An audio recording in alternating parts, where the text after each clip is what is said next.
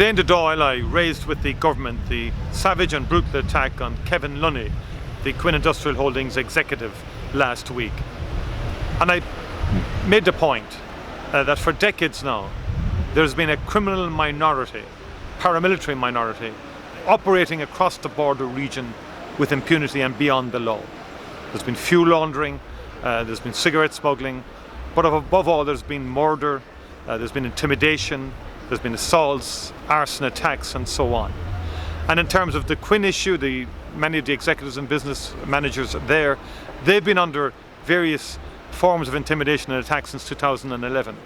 But one could go back before that. In 2007 there was the savage murder of Paul Quinn, a young man who was lured again to a barn and every bone in his body was broken by a gang who again were organised and professional in terms of trying to avoid forensics.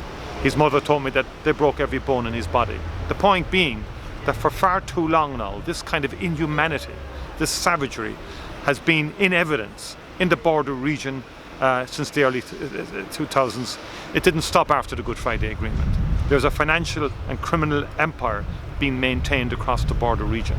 And that is why we need a specific statutory response. And Fianna Fáil has proposed, through legislation, the establishment of a cross-border agency that would once and for all have the teeth, the resources and the specific mandate to root this evil out of our society and out of our island once and for all.